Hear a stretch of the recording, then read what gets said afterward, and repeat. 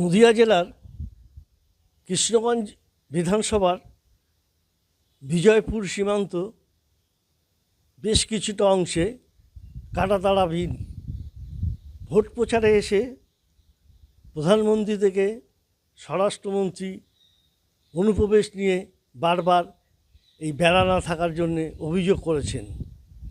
মুখ্যমন্ত্রী হিসাবে শপথ নেওয়ার পরেই শুভেন্দু অধিকারী নির্দেশ দিয়েছেন ৪৫ দিনের মধ্যেই জমি অধিগ্রহণ করে তার কাটার বেড়া দিতে হবে।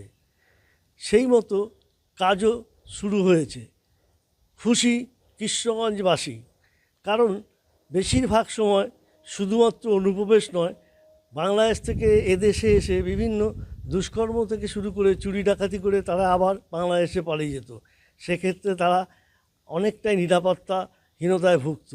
এর ফলে তারা অনেকটা নিরাপত্তা পাবে এবং তারা অত্যন্ত খুশি যে বাংলাদেশ থেকে অনুপ্রবেশ যেমন রুখা যাবে, তেমনি দুষ্কর্ম করে পালিয়ে যাওয়া যে সমস্ত বাংলাদেশি তাদেরও আর এখানে প্রবেশ করতে পারবে না। দেখুন, হ্যাঁ, আমরা শুনেছি যে সরকার একটা উদ্যোগ নিয়েছে যে সীমান্তবর্তী এরিয়ায় তার কাটা বসাবে।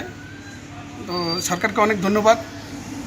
বিশেষত যখন আমরা সীমান্তবর্তী এরিয়ায় বাস করি, আমরা দেখেছি যে যেসব জায়গায় এখনও তার কাটা দেওয়া হয়নি সেখান থেকে অনুপ্রবেশকারী এবং উগ্রপন্থীরা এই গ্রামে বিভিন্ন জায়গায় এসে চুরি ডাকাতি এবং সন্ত্রাসবাদী কাজকর্ম করত।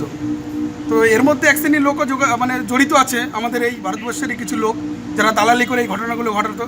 তো সরকারকে বলবো যত দ্রুত সম্ভব এই যে কাটা তারগুলো দেওয়া হবে তো অতি দ্রুত সম্পূর্ণ করে, যাতে আমরা সিকিউরিটি ফিল করি। এটা আমাদের বর্তমান যে মুখ্যমন্ত্রী মাননীয় শুভেন্দু অধিকারী যে পদক্ষেপটা নিয়েছে, এটা আমাদের কৃষ্ণগঞ্জের সাধারণ মানুষের কাছ থেকে আমরা অনেকেই উপকৃত হব। তার মানে যে বাংলাদেশ থেকে যে সমস্ত অনুপ্রবেশকারী আমাদের এই পার্শ্ববর্তী এলাকায় ঢুকে যে অবৈধ কাজকর্মের সঙ্গে যে যারা যুক্ত ছিলেন এবং যে আমাদের এই কৃষ্ণগঞ্জের যে তার কাটা বিহীন জায়গা, তার কাটা যে বিহীন জায়গাটা দেওয়াতে এখন আমাদের অনুপ্রবেশকারীটার যে সমস্যাটা সেটা সমাধান হবে।